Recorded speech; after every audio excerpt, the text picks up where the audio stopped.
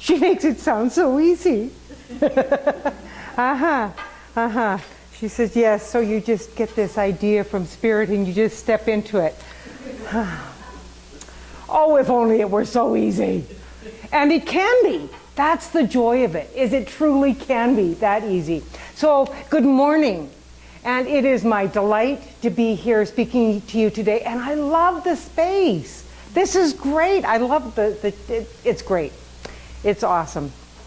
It's my first experience of being in this room since they've moved. So, yeah, it feels good. And you're growing. It's very good. It's awesome. Actually, I was sitting there after you asked me the question, how long had I first gone to Kenya? It's been 4 years ago, the first time I actually met. My, how time flies. It has been. It was in 2010, the first time I went over there. Stirred by Spirit is the experience that I had around this transformation of consciousness that took me to Kenya and continues to take me back there. It is also the name of my blog. I have a blog if you want to read more about it. Stirred by Spirit is it. What I experienced was, quite frankly, something that I'd heard of people having this experience, but I've lost my mic. Oh, I see Helen coming. Yes, I have. I've lost my mic. There you go. You can tell I do this often. Apparently I don't. Am I on now? Okay. Good thing I project well anyway. I probably really don't need it, but you can't record it without it, right? So, okay, so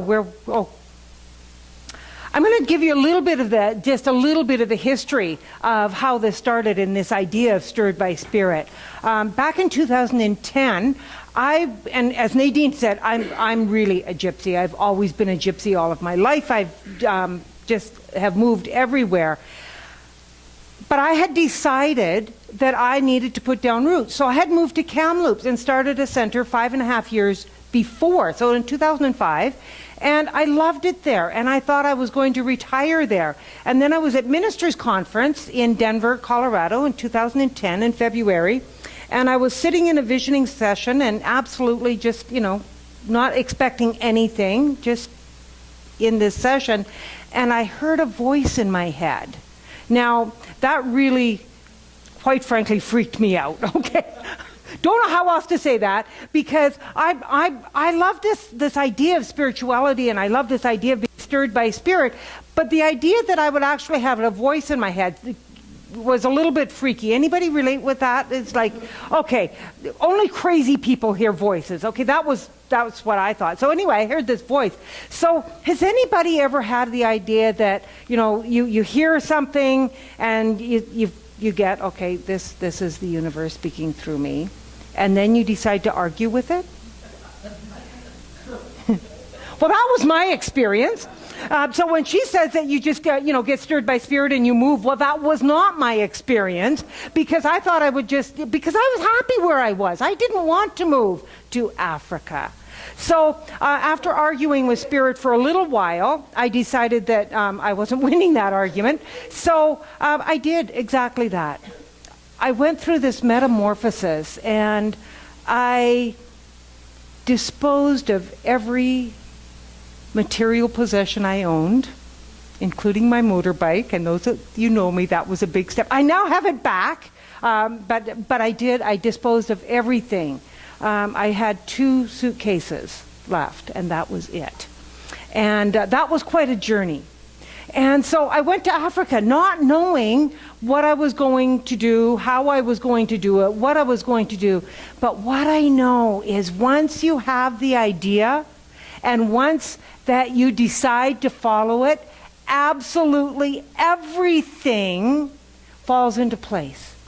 Everything, every step of the way has been nothing short of miraculous.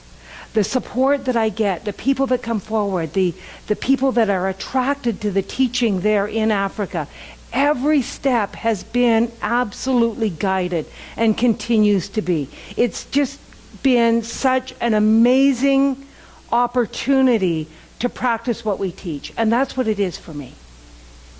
Going to Africa and being in that experience is exactly that. We give a lot of lip service, and we give a lot of talk about, following our dreams, following our passion, following Spirit when Spirit talks. But for me, it has absolutely been, do I believe this or not? What we teach, what I've been teaching for 20 years, do I believe it to be true? So it has been my own personal test in faith. It has been my own personal testament that what we teach really works. It really, really works. That, has anybody ever heard that and go, yeah, but how do I do that? Yeah, but maybe for somebody else, because if you're like me, I tend to have these voices in my head that argue with what I know to be true. And so for me, it was a journey of awakening to the possibility and the potential that is guaranteed to us as a spiritual life. That when we are in the right place, at the right time, doing what we're supposed to be doing, it really does unfold perfectly, easily, and joyously. So being in Africa has just awakened this idea of being. I'm going to stop right there. The idea of being, because that's what it is. Of being. And the people that are attracted to this teaching, the internet is a wonderful thing, because that's how most of them have found this teaching, is through the advent of the internet, and they start doing whatever they're doing and Googling and looking around. And so we have a global services with Centers for Spiritual Living, and many of them over the years have contacted the centers wanting more information and ideas and teaching. And so that's how it kind of unfolded. So these people show up, and they are absolutely so ready for this teaching and the transformation that comes out of this teaching. Anybody here ever been transformed by the teaching? Anybody here, really know that your life is different? The life that you're leading now is the different life that you were leading when you first entered this teaching. Many of you have had that experience. And my understanding of that has shifted. Remember what it was like for you the first time you walked into a center, or maybe this is your first time you walked into a center.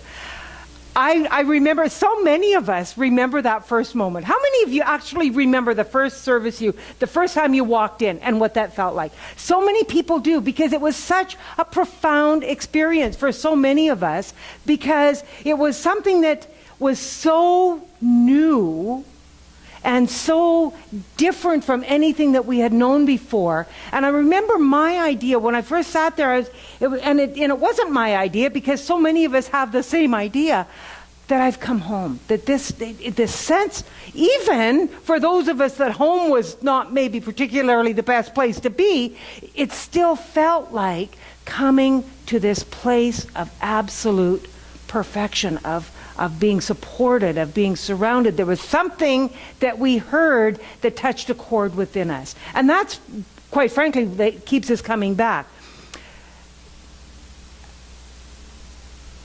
And I think about what Ernest Holmes must have felt like back in 1920 when he was, can you imagine back in 1920 when he was first developing this teaching, how new and profound it must have been at that time?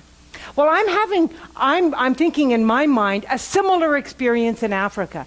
This teaching is so new there. It is, and Kenyans, 80% of the population are fundamental Christians. We talk about here, what's the statistics about how many people go to church? It's like dropping all the time. The churches are emptying and there's this big crisis that they're having. Well, over there, 80% of them are fundamental Christians and they go to church every Sunday. Their whole life revolves around church. 80% are fundamental Christians, 11% are Muslim. So that only leaves a few percentage of people that are perhaps practicing a different religion. So the reason why I share that is, can you imagine this teaching in that environment?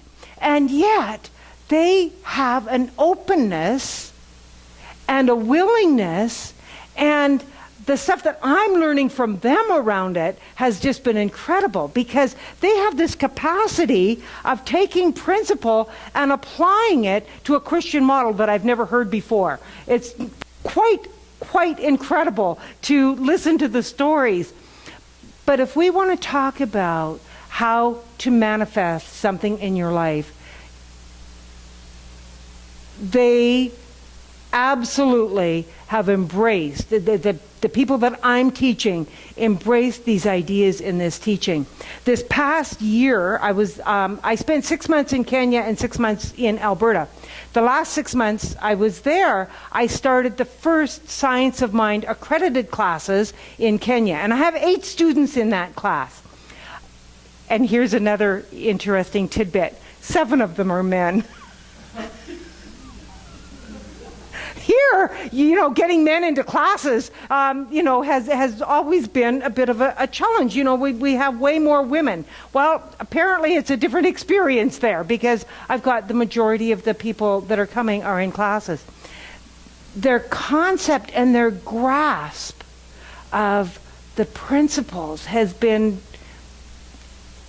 mind-altering for me, because I had my ideas of, the limited way of how I could teach. So for me, it's opened up how to teach Science of Mind, because English is not their first language, although the ones I'm teaching speak English well, so that's really good. But it isn't their first language. As a matter of fact, Kenya, or I think I can speak mostly of Kenya, Africa is fairly tribal. It's a very tribal culture.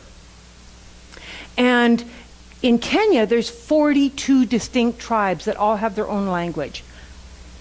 And so then they have one language, Swahili, that the whole country speaks, and English. They have 2 formal languages, Swahili and English. So if you go to school, you get a little bit of both of those. A little bit. So in Nairobi, where I am, being an international city, most of the people speak some English at least. So I've been able to teach in some way there. But they are so appreciative of what we're offering. And they're so open to having a different experience. What I've noticed, and this was certainly true of me when I first came into this teaching. Many of us, how many of you would like something to be different in your life? With anything. It doesn't have to be big, small, just want something to be different than the way it is. And that's true for many of us, and that's true, I think, for many of us, what's attracted us to this teaching. Because back when I first came into this teaching, it was widely known as the teaching where you go if you want to manifest things. It was all about manifesting things at that time. And so I think we've sort of moved from that consciousness of manifesting into a deeper idea of the spiritual basis of what it is that we're teaching. Manifesting things, we're always doing that anyway, but manifesting our desire is still very important for most of us. But what I've realized in my teaching there is not only do they want things to be different, they are so open to being different. Because I'm sure you've probably realized by now that in order to have lasting change, it's not just changing something. You have to change. So what I've realized is most of us, me included, went through the process of wanting things to be different, but I wanted it to be different out there. I didn't want to change. So what I realize is that in order for anything to be different in the long term, we have to change. We have to change how we're thinking. We have to change how we're living. We have to change how we're being. We cannot be the way we are and have a life that's different at the same time. And that's why so many of us say we want things to be different, we want things to change in our lives, but unless we are willing to be that, it isn't going to last in our lives. Or whatever we manifest is going to be transitory because we have not done the change internally that can sustain the change on the outside. My favorite expression is it's like rearranging the deck chairs on the Titanic. You know, you can move them around, but that puppy's going down. You know? And that's what many of us do in our lives. We change it out here, and I know a little bit about this because I have been a spiritual gypsy all my life, and I've moved so many times. And so change came quite easily for me and naturally for me. But changing it out here isn't going to give me the experience of life I'm looking for. Because you end up attracting the same thing. Anybody ever notice that? You know, you can move someplace else and still have the same experience where you just moved to. You can marry somebody else and still have the same experience you had with the last partner. You can get a new job and still have the same experience. You get a new job and your boss moves with you or something. I don't know what happens about that. You know, if you ever had that thought, it's like, it doesn't matter where you go. Unless you've changed inside, the outside, your experience of the change is still going to be the same. So what I remember the first time I first went there, and I was sitting doing an information session, and there was, I don't know, maybe 30, mostly men, sitting in a group in front of me, and I'm speaking to them about the signs of mind, and I realized that most of them spoke very little English. I don't speak Swahili, and so we were having a little bit of a challenge. That's when I got really clear that I needed to teach people that were, had good English first, and then they can teach people. They can go out and teach. So I'm there to teach the teachers. That's what I've realized now. But I was sitting there looking out at the crowd. Now, Africans traditionally, at least Kenyans, the ones that I've met, are very stoic. And they don't, they're sitting there. They're being very respectful. So here, you're talking, people nod, they smile, you get some feedback, right? A sea of silence. And I thought to myself, oh my God, what have I done? I've left my life, I've left my country, I've left everything. What am I doing here? What have I possibly got? What have I possibly got to offer these people? What on earth was I thinking? And I sat there for a moment with, I'm sure I must have looked like a deer in the headlights because I was just stunned. And all of a sudden, it occurred to me.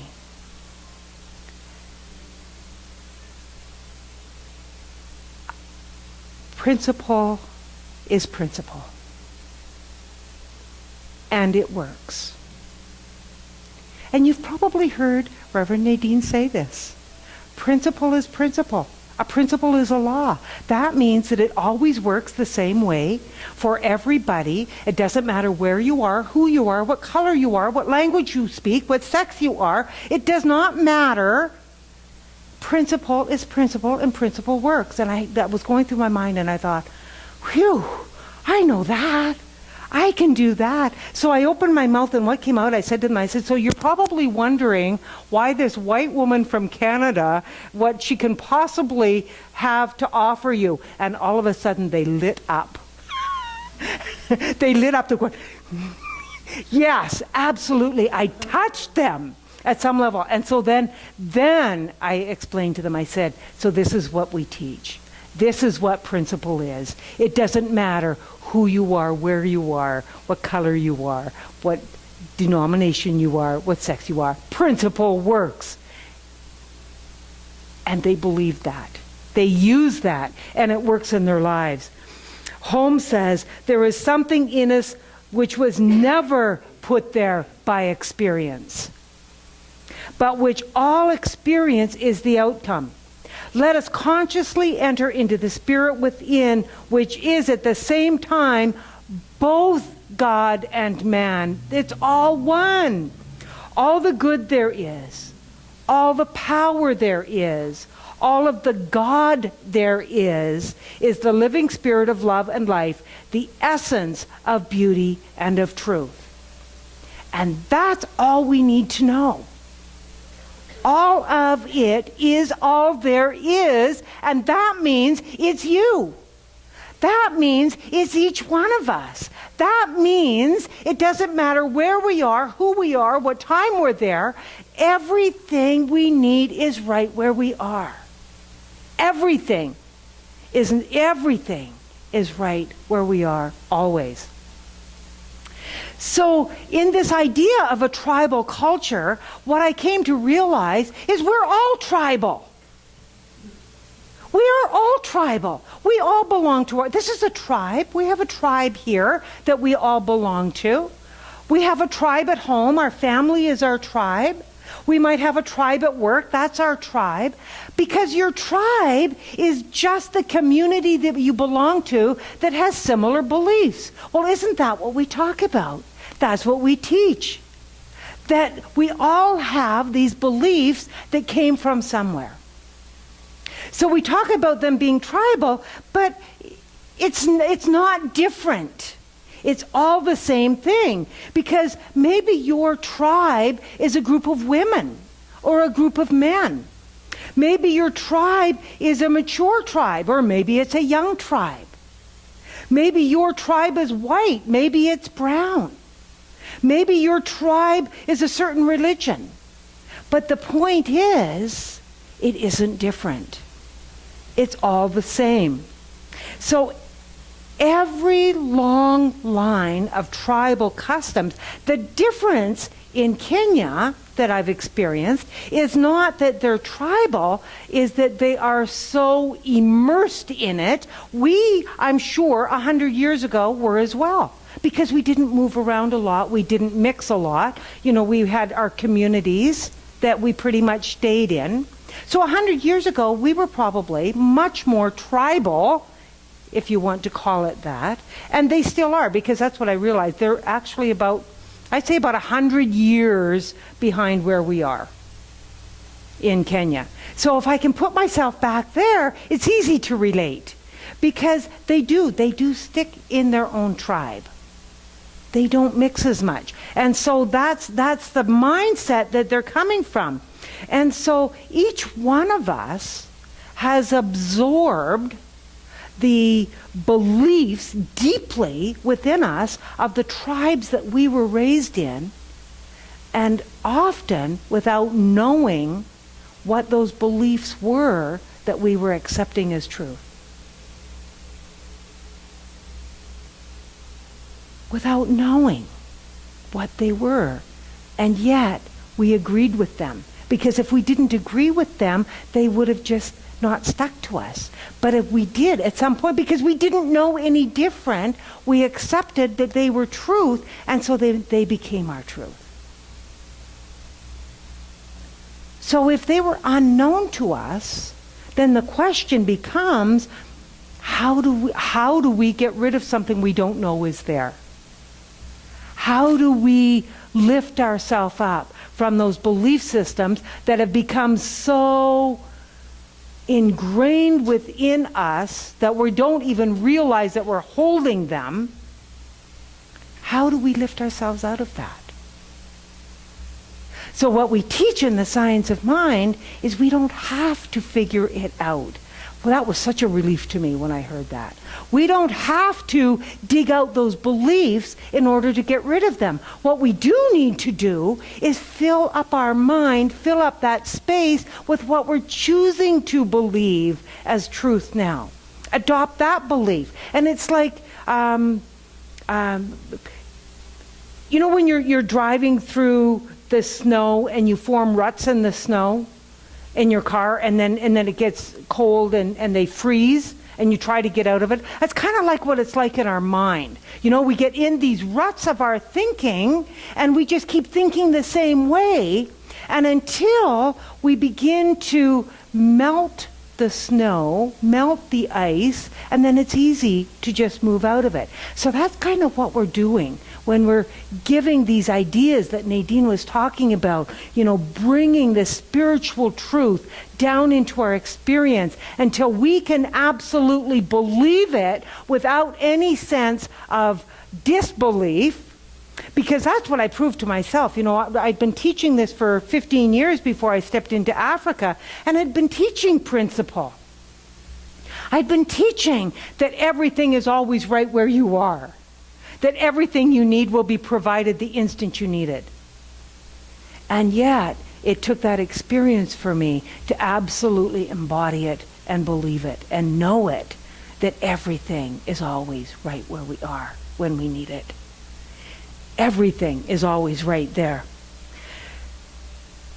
Metaphysical teachers have been saying the same truth since the beginning of time. We are made of billions and billions of beliefs. Billions of them. And often we don't even know where they came from. Sometimes we can pinpoint it. Oh, well, I got that belief from my mother, or I got that one from church. Sometimes we can pinpoint a few of them.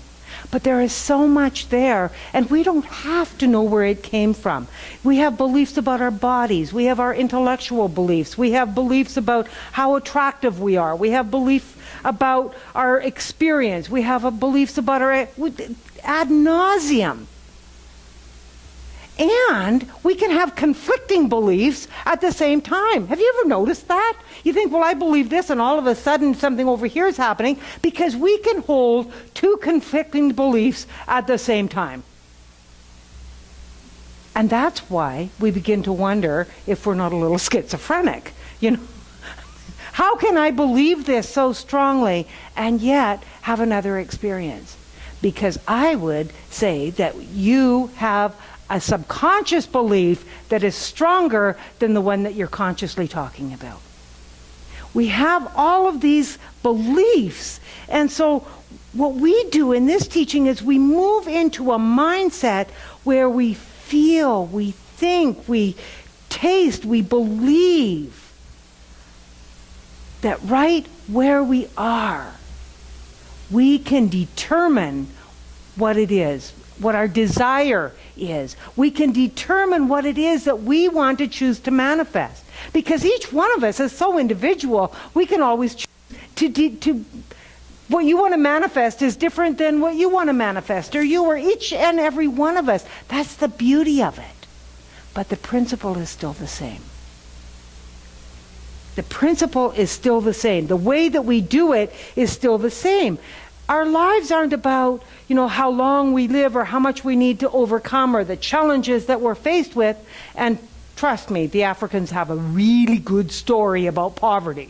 We think we've got a poverty story or a lack story over here. Oh my goodness. Our limitation story has got nothing over the immersement of years, of decades, of centuries of being poverty stricken. They are so immersed in this idea. But what is so beautiful about that is they were so immersed in it, and they are so ready to change. Have you ever noticed that? I think we're kind of creatures of habit, and you know, we just get used to being the same way and doing things the same way and being the same way. And sometimes it takes for us a real crisis or something really, I don't know about you, but it's something really dramatic sometimes has to happen before I pay attention. Anybody else ever? Come on, I'm not the only drama queen in the crowd, I'm sure. You can't be. But I think we're like that. We're such creatures of habit. We get used to our life. And until it gets really dramatic, we won't make a change. Well, the good thing about them being so immersed in their idea of lack and limitation is it is so bad, they're really ready for it to be different. And they are so ready for it to be different that they are so willing to change fundamentally at a deep core level. You see, we have the luxury here of not really needing it that bad. I would suggest that whatever your desire is, whatever it is that you want to be different, unless you really want it that badly, you might get it, you might not. I think that we need to get behind what it is that we say we really want to be different. Do you really, really, really, really want it to be that different? Or it's like, oh, yeah, I could. Most of us can just live with the life we've got.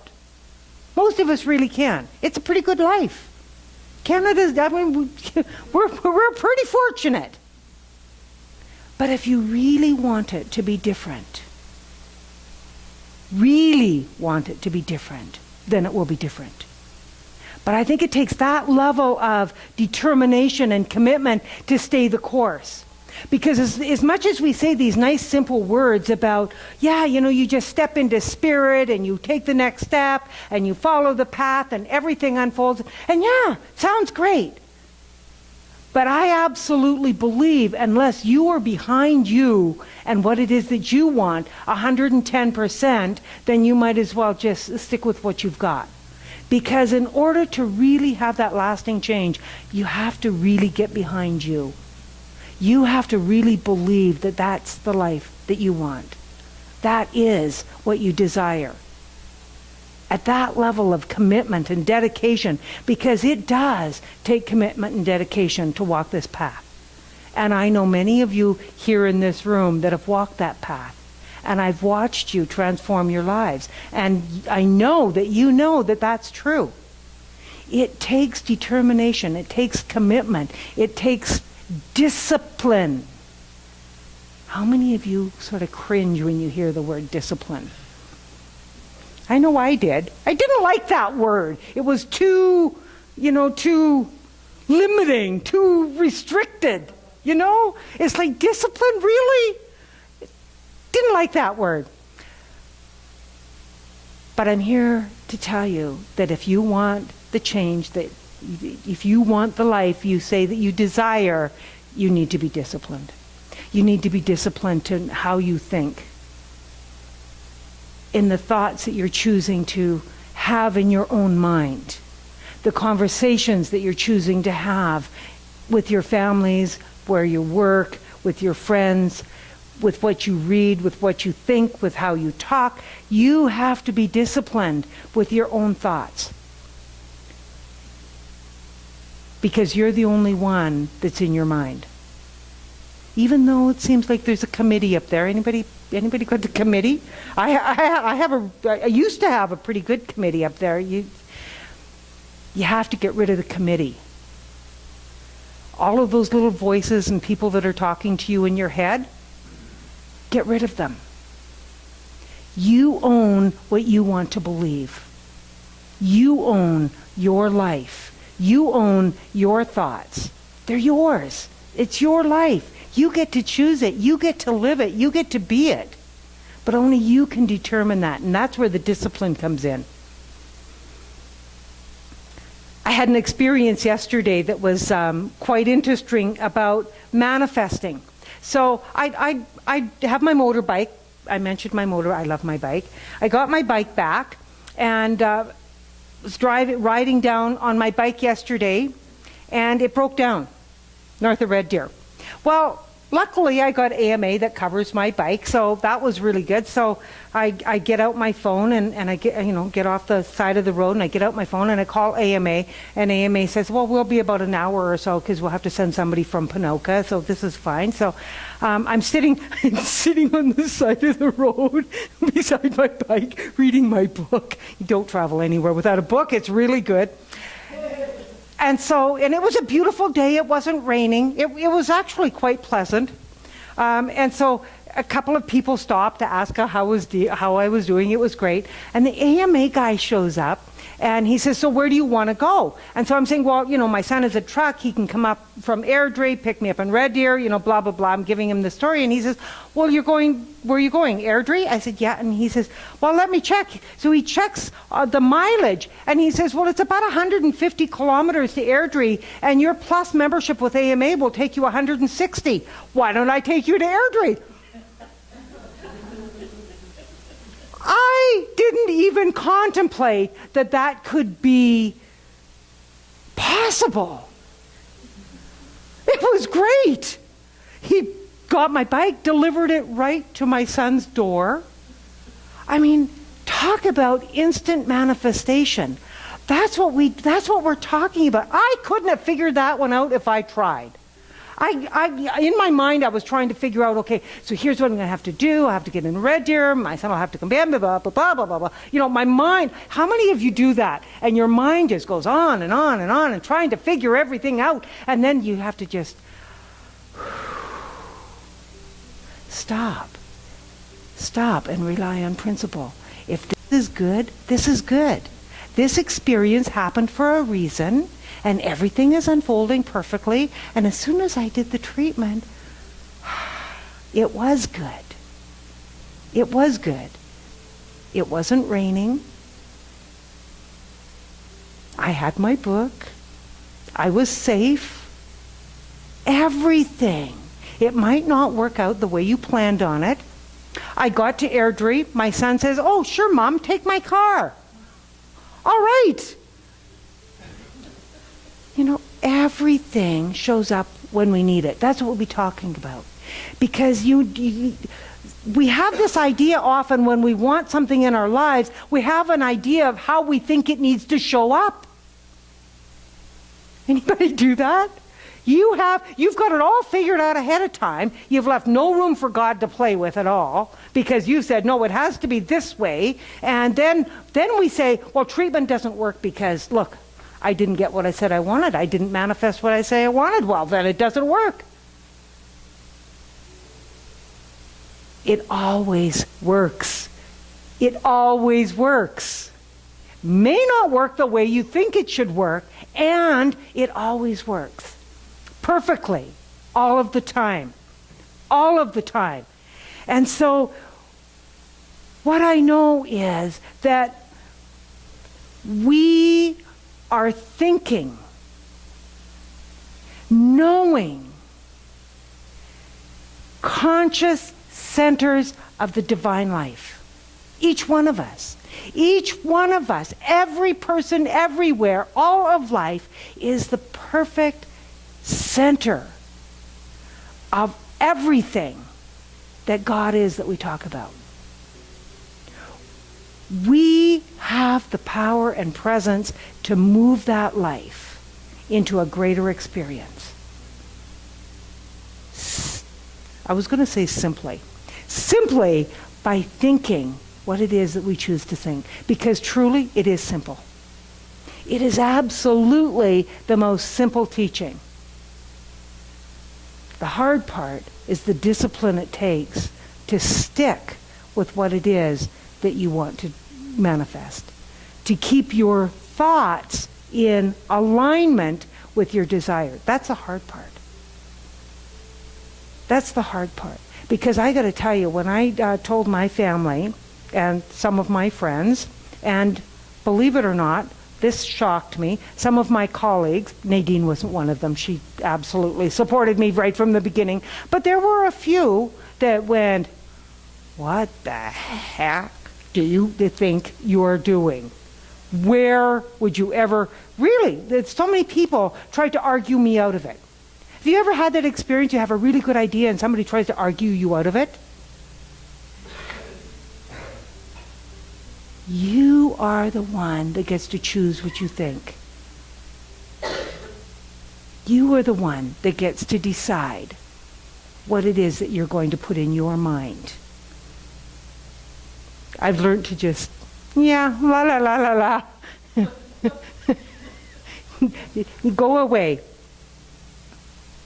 We are surrounded by it. We are immersed in it. We are it. That's something that is going on that we talk about, that spirit. We're it.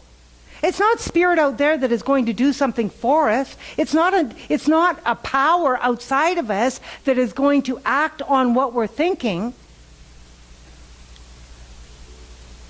That would be backwards. We are all it. It is thinking through us into the manifest form. It's our job to open up to it and allow it to flood itself into our experience. That's the discipline. The discipline is for you to stay open long enough for something different to come through.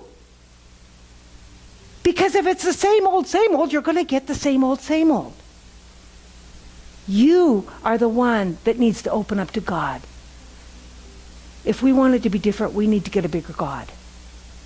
So many of us spend so much time trying to bring God down to our littleness, into our little problems. Oh, well, God's going to come down and fix this. Really? Really? We need to open up to the bigger experience, because nobody's going to do it as this experience. We move into the bigger experience. So my invitation for you is to respond to that knowing that's within you, because I know you've all got it. Every one of us has it. That knowing, that recognition. That's why we feel like when we've come home when we step into a center. Because it's speaking to that core within us that knows that life can be different. That life doesn't have to be hard. That life doesn't have to be challenging. That it can, even when the challenges happen, like the bike breaks down on the highway. Even in the middle of the challenge, it's not, so many of us have this idea that, we're going to have a spiritual life and everything's going to be rosy and easy and no more challenges. The truth is, challenges happen. It's who you are in the challenge that is your gift. Are you relying on that truth that you know that all is well? This too is good. This too is God. Whatever that too is for you, it too is good, because it is growing you into your next best experience of life. And so it will be, and so it is.